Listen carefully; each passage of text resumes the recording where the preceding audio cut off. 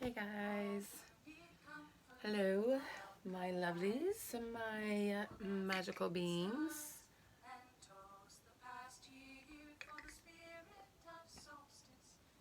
Just want to do a little housekeeping.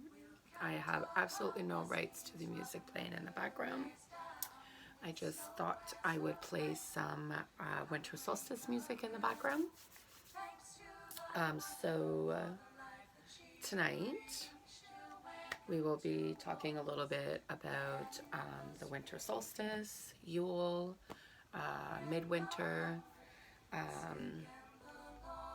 hence the green plaid shirt, you know.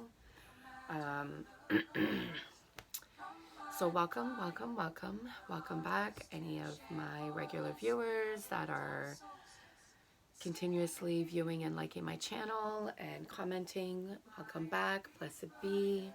And anybody who may be coming across my page who is new, welcome. I am Tammy. I am a practicing witch. I actually have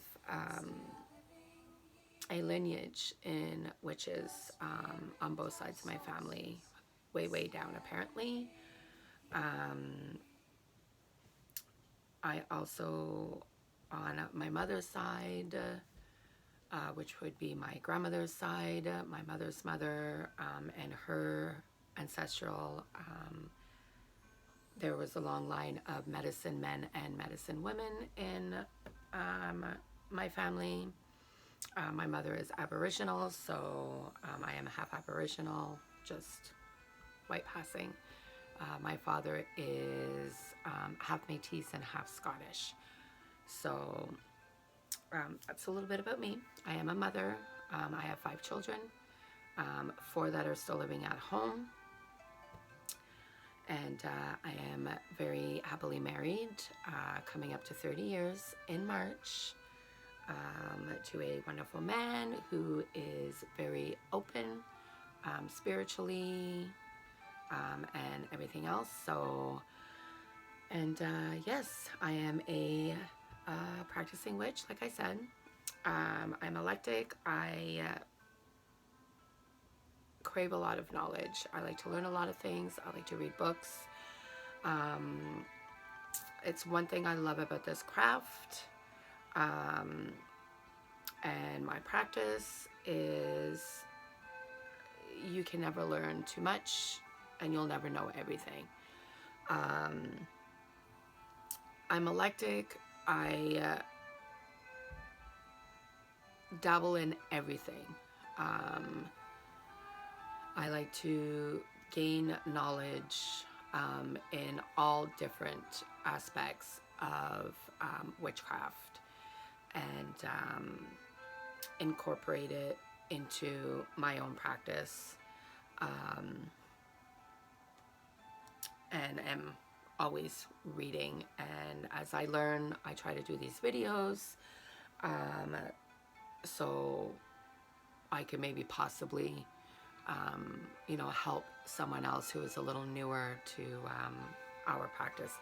I don't particularly like to use the term baby witches because, we're not babies, but I believe that's the term that is kind of being thrown around out there. But I prefer using newer. You're new to witchcraft, you're new to being a witch and kind of recognizing and walking into that being and that knowing. So, but yeah, so this video, as I said, is talking a little bit about Winter Solstice, Yule, Midwinter. I have some notes here because I actually had to write an article for somebody, so I'll be kind of reading off of that as well. And I also have a book as well. I don't know where my little book went. Give me a sec, guys. I think I know where it is. Yes, I am in my bed. This is the only place that is quiet enough for me to record. So, think I actually, oh, yeah, see, stretch for no reason. So I have 2 books, plus obviously the internet. So this book here was actually the very first one I bought on the Wheel of the Year. It's by Judy Ann Nock, author of A Witch's Grimoire. This book is the Wiccan Year. So this was the first book I got, and it has quite a bit of information in here as well, for the Sabbats. Just give me one sec. I'm just gonna get it. Yeah, so obviously it starts with Samhain, because Samhain is the witch's new year. See if it has anything different from the other book. So they talk a bit about Capricorn because it is kind of coming into Capricorn season. So it falls in like Sagittarius and like Capricorn energy, right? Because Sagittarius is just before Capricorn. So Capricorn starts December, I think it's December 19th, December 20th or 21st, somewhere in and around there. I think it's the 19th it starts. I'm a Capricorn, so, but I'm a January Capricorn, January 3rd. So it talks a bit about kind of Capricorn season.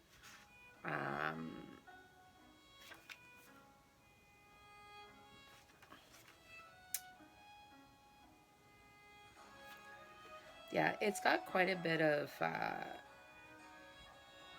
you know, quite a bit of information in here. There's kind of a little ritual here.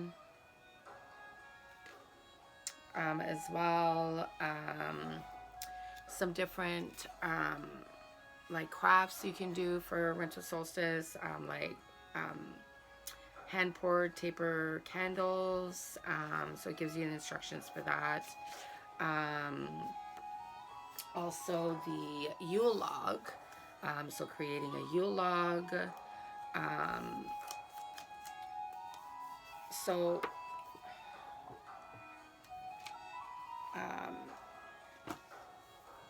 So you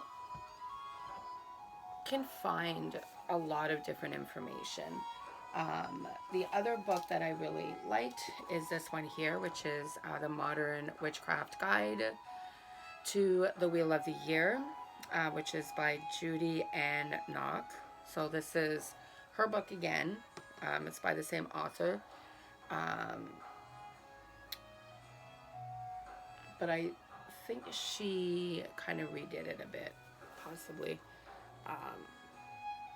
So there's actually a series of these books, which are really nice. I actually really enjoy the series for them. So Winter Solstice falls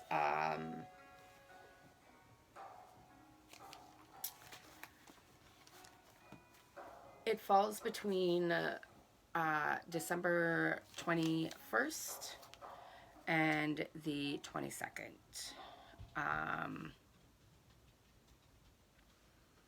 So Winter Solstice, you know, now that the leaves have fallen, you know, off the trees, you know, they're deceased.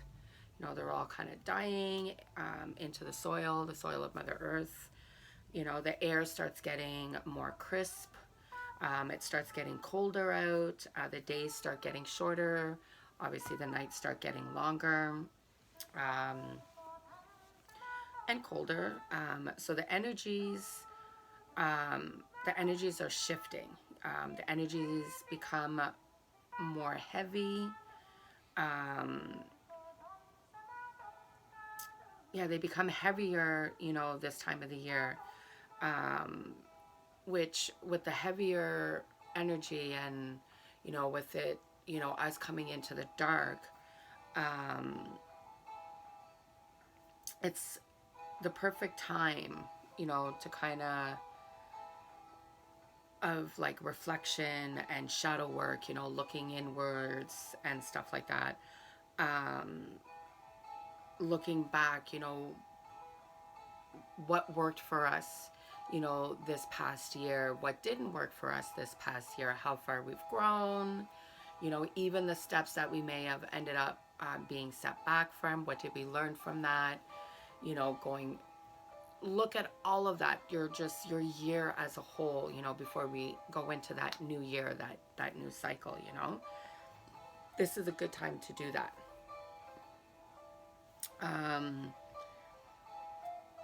So again, you know, what time of the wheel of the year is it? Why are you feeling this way? You know, a lot of people, you know, may feel heavier. You know, they may feel kind of sluggish. They may feel depressed even. They may feel more anxiety, you know, kind of heavy, sad, all those things. You know, why are you feeling, you know, that way, you know?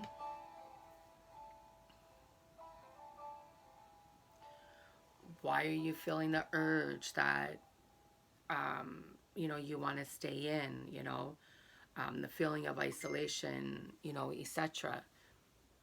Well, it's the darker months coming. It's, you know, winter solstice is coming, you know, Yule, midwinter. These are other names as well, you know. So there's winter solstice.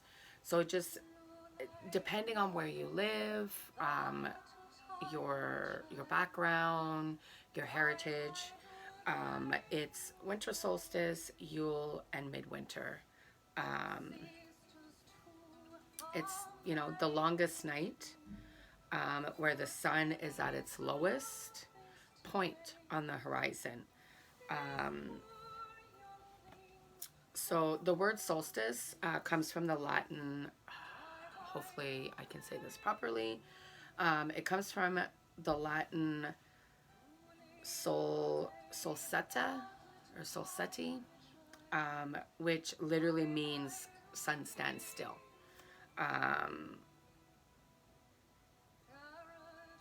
Because the sun rises and sets in the same spot. You know, it's at its lowest point on the horizon, and it rises and sets in the same spot, which is, like it says, sun stands still, right? So,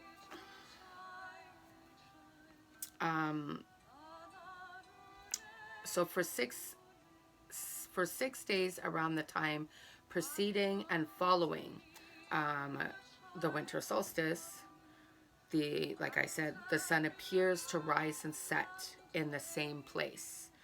As the earth sleeps, it is filled with magic and mystery during slumber. We stare at the beauty of the night sky memorized by the moon and reflect on the past year. We work through the darkness to release what no longer serves us, what didn't work for us, and start looking forward for the nights to get shorter. As the days get longer, we plant seeds of ideas so they may grow and blossom. So this is a time, you know, you start planting, you know, for the coming of the sun, you know, the coming back of the sun, you know, so we start planting those ideas and kind of getting them started, you know, so that way they can kind of grow and flourish and grow, you know. Winter solstice is the longest night of the year, usually falls, like I said, on December 21st and 22nd. I'm just kind of going back to my notes here. See, my book. December 22nd, 21st to 22nd for those of us in the Northern Hemisphere. I believe in the Southern Hemisphere, it falls, it's either June or July. I can't remember now. Obviously, I focus on the Northern Hemisphere just because I'm in Canada. So,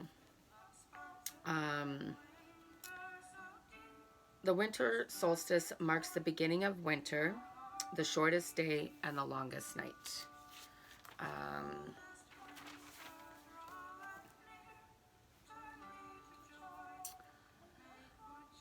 The Oak King and the Holly King represent both winter and summer solstice. The winter solstice representing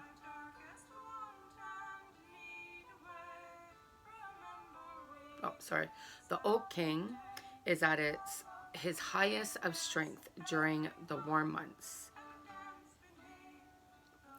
when the leaves are in full bloom, flowers and crops are growing and blooming. As the days pass and the nights start to get longer, the days, start getting shorter, that kind of colder air starts coming in, the Oak King gets weaker. And the Holly King starts gaining strength, for the battle. The Holly King will kill the Oak King in battle. Now it is the Holly King's time. A time of darkness, death, reflection, shadow work, letting go. When the nights get shorter and the days get longer, the Holly King loses strength. The earth underneath starts to quicken, stretching its roots. The Oak King starts to gain his strength for the battle with the Holly King.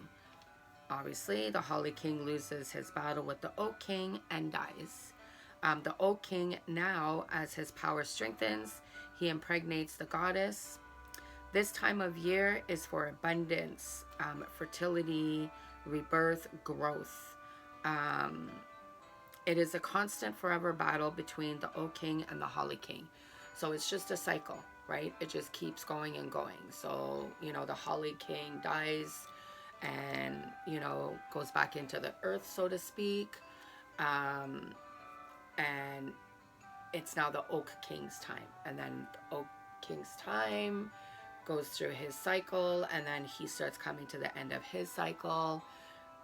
The Holly King is reborn, gains his strength, and comes up. And then now it's the Oak King that goes under, dies, lays there, and then eventually is reborn, and that energy comes back out again. And it's like a wheel, right? It just keeps the cycle going, right? There's a bunch of different ways to celebrate the winter solstice, Yule, or Midwinter.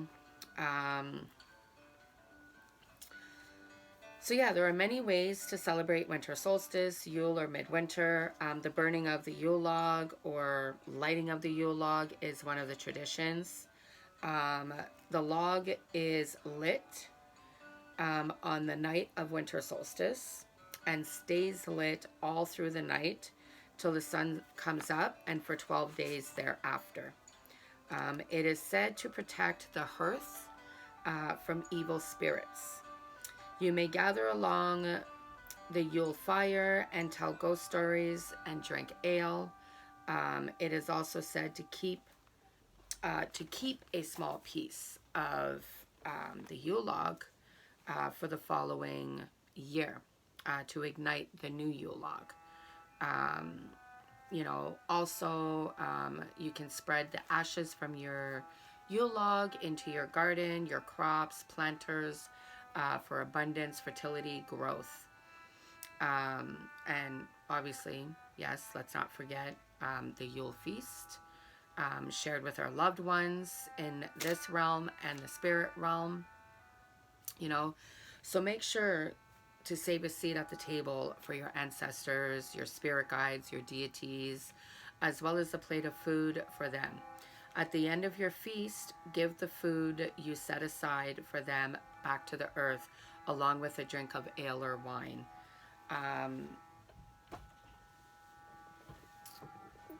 For us, what we do is I'll make my plate. Everybody else in my home will make their plate.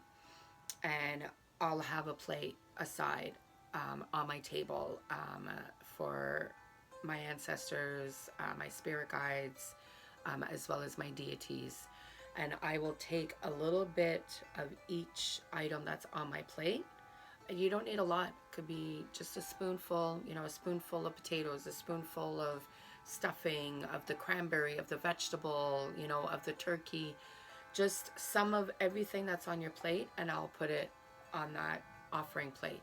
And then each of my daughters will do the same. They will put a little bit from their plate onto that offering plate. And then my two younger children will do the same thing. They will take a bit off of their plate and put it on the offering plate. My husband and any guests that I may have that may be over, I ask that they do the same thing as well.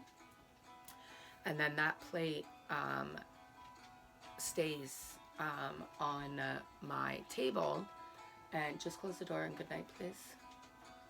Close the door. Sydney, can you close my door, please? And I will, sorry guys, my dog opened my door. And then later in the evening, I will give that food back to the earth. And I will have, a glass of red wine that I will give back into the earth as well. Depending on how cold it is, we have like a pond that is further down where I live, just kind of down the street. There's like a retirement, an old age home that's there, and they have like a nice little pond there because they have ducks and birds and stuff in the summer that are there, and the elderly come out and kind of feed them. I'll actually go close enough to the water and I'll put the offering there. So depending on the weather, I'll do that. If not, I have a tree in front of my house that I leave offerings for quite frequently. So I'll leave the offering there as well, if not. And I just, I thank the spirits for being with me and my family during this time. Yes, a lot of people know that during Samhain, the veil is very thin. But the veil is at its thinnest during Winter Solstice. So the veil is super, super thin during Winter Solstice. If you're sensitive to it, you'll sense it. You'll have that feeling, that somebody is standing behind you, or, you may catch a whiff of your grandmother's perfume, or, something like that. If you're sensitive and you're open to accepting these messages, you'll hear them, or you'll feel them, or smell them, sometimes taste them. It's happened to me a few times where I've tasted it.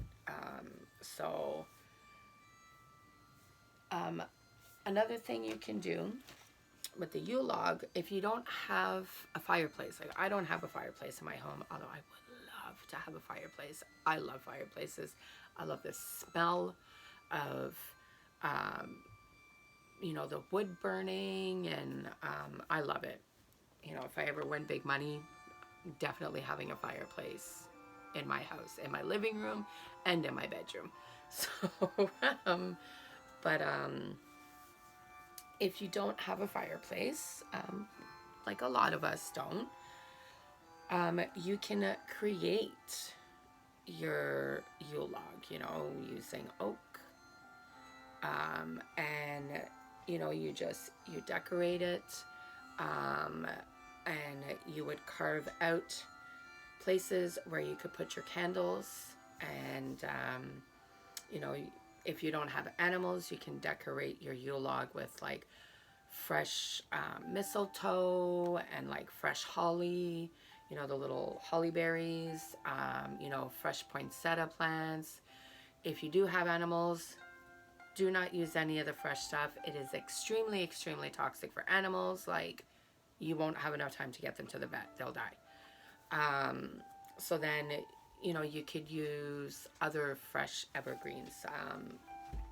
You can use fresh cedar, which I've got some nice, lovely fresh cedar here. You can use fresh pine. You can use,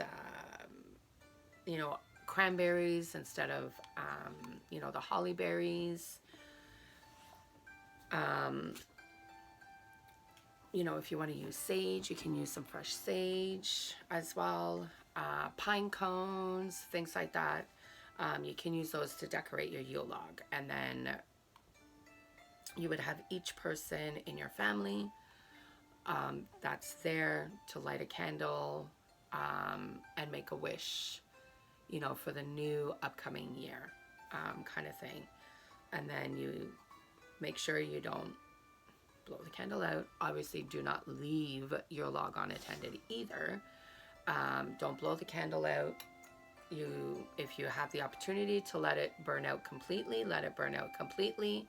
If not, and you need to put it out, just use a little candle snuffer and just snuff your candle out.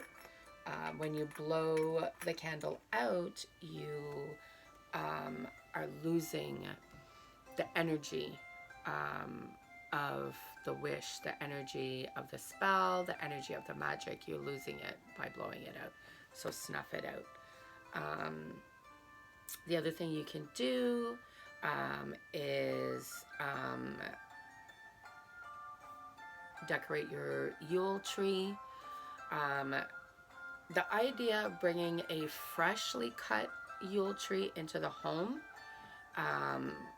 which we had for the last 6 years, 7 years, I would always get a fresh Yule tree for the house. And then just with losing so many trees to all the different wildfires and stuff like that, last year, my daughters and I, we didn't want to have any more trees cut down, even though I know realistically these are trees that have been growing specifically for Yule trees, for people to bring in their home, or as the Christians call the, Christmas and the Christmas tree. We call it a Yule tree in my home. I ought to get an artificial one last year. It was different not having my fresh tree. I actually really look forward to it when it comes in. It makes my living room smell amazing, and I feel like I'm outside. So it was definitely something that I missed last year. But if you're not able to get a fresh Yule tree, bring the outside in. The idea of having a fresh Yule tree in your home is it brings abundance into your home and into your family. That's the idea of bringing the tree in. So you can still bring that same type of energy into your home by bringing the outdoors indoors. So go foraging for pine cones, pine needles, cedar, and if there's any kind of winter berries around, again, as long as you don't have any animals, and just create a little centerpiece with it. So that's what I ended up doing last year. I went foraging with my two little ones, And I had my little bag of offering. I had some seed and some herbs. And I had a little container with some milk and honey. And that was my offering. So if there was no branches on the ground that I was able to collect, I had my shears, and I would snip off some branches off the tree, put it in my foraging bag. I would always touch the tree. I'd ask permission from the tree if I may take some clippings to bring into my home, to bring in abundance and fertility and love, and to bring the inside, nature into my home. And then I would give thanks. And then I would give my offering. And then we would move on to, the other tree. So I had a variety of different evergreen branches. And then alongside with the cedar, I brought them in. And I did a nice centerpiece on my coffee table with it. And I had some on each of my end tables. This year, I felt the need to leave my ancestral altar table out that I had set up for Samhain. I felt the need to leave it out this year for Yule as well. So we have it there, and it is now just kind of decorated for Yule. So I'll have some fresh clippings from outside on my Yule table as well. And then again, there'll just be like some red and green and silver and gold kind of candles and stuff out for that. And then you just, your cranberries and stuff. The other thing you can do is you can make fresh garland with oranges and cloves and cinnamon. So slice your oranges, let them dry out a bit, and then bake them in the oven at a really low temperature. You can find the information online. I believe it's like the lowest temperature your oven can go, and then you just bake them in the oven. So they dry out completely, and then you just get some nice twine, or ribbon, whatever you want to use, and just feed it through. And then, you can feed it through with the star anise, and then you can tie some cinnamon sticks kind of in between them, and you can use that garland, which again brings in abundance and love and positive energy. It brings that kind of sun energy in because it's oranges. You can use it to use as a garland around the entranceway for when people come in. You can use it to decorate your Yule tree. You can use it as a centerpiece on your table during your Yule Feast. And again, the candles, you can make candles. You can either use beeswax, or you can use soya wax. If you want to do like a vegan candle, then you would use soya wax.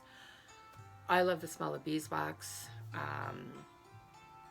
So you would just get whatever it is that you're going to be using to do your candles, get everything set up, make your candles. If you're doing beeswax, you don't even need to use a scent. The beeswax has its own scent to it. It smells like honey. It's a really, really beautiful smell. Again, some people are vegan, so they don't like to use anything from animals, which is completely fine. It's completely fine either way. If you enjoy using beeswax, use beeswax. If you don't like to use anything that is from an animal of any way, shape, or form, then use soya. So either or, you can put some fresh herbs in the candles. You can put some nice essential oils in the candles. I personally, I don't like to use synthetic or perfumed essential oils. It actually really bothers me. I like to use organic, 100% organic and all natural essential oils. And you would scent them with, scents that kind of represent Yule, so pine, cedar, cinnamon, cloves, those kind of like woodsy, earthy scents, sandalwood, things like that. And mint, peppermint is a good one too. This beautiful candle here is from a beautiful, lovely witch in Montreal. I get candles from her quite frequently.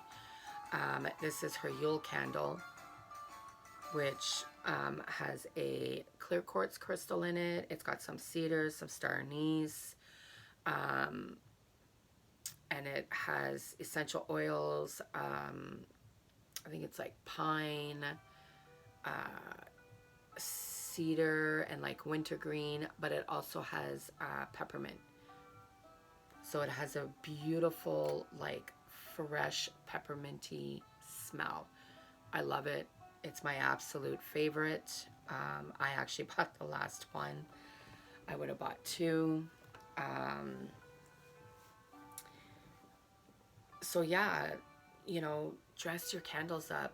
You have your fresh clippings of your cedar, your cinnamon sticks, your whole cloves and your whole star anise. Decorate your candles. If you're making them in jars like this, you can put them on top. You can look up crystals that correspond with Yule and adorn them with those crystals.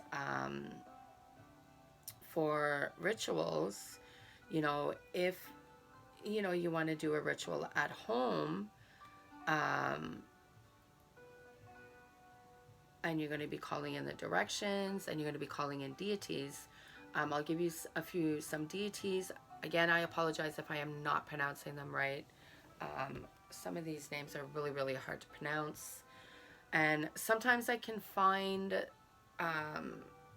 where they have like the little link, the button to click, and they tell you how to pronounce the name. Sometimes I can find that and sometimes I can't. I was trying to look today and I couldn't find any. I found some and then not others, and so I'm gonna wing it. I apologize in advance if I am completely butchering any of these names. I apologize to the gods and the goddesses for mispronouncing any of these names. And it's completely fine if you don't want to work with deities. I work with deities myself. Hecate is my deity that I work on a daily basis. I call her in when I'm doing like big readings and stuff like that. When I'm doing my spell work, anything like that. If I'm doing rituals at home, I call upon Hecate. She actually reached out to me this year to work with me. And I'm working with Loki right now. Loki had reached out to me and wanted to work with me. So I'm slowly kind of working with him. I'm trying to learn more about him first before I kind of really jump in to work with him. I have a friend of mine who has worked with him quite frequently. So I'm waiting to hopefully at some point meet up with her and kind of learn a little more about working with him. But those are the two deities that I'm currently working with. And I've also worked with the Green Man quite frequently as well. So there's Asalone, who is a Greek. She's a Greek goddess. She nests everywhere. She nests everywhere in the winter for 2 weeks. And while she does, the wild seas become calm and peaceful. also Alcyone was one of the seven sisters of the Palladius. So the spelling of her name is Alcyone.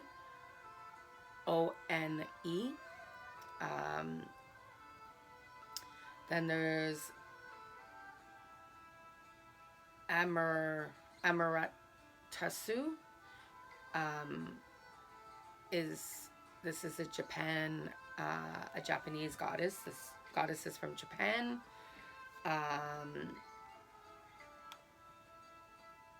In feudal Japan, I apologize if I'm not pronouncing it right, worshippers celebrate the return of Amaratasu, the sun goddess, who slept in a cold, remote cave. When the other gods woke her with a loud celebration, she looked out of the cave and saw an image of herself in a mirror. The other gods convinced her to emerge from her seclusion and return sunlight to the universe. So this is according to Mark Cartwright at Ancient History Encyclopedia. This is some stuff that I just found on the internet.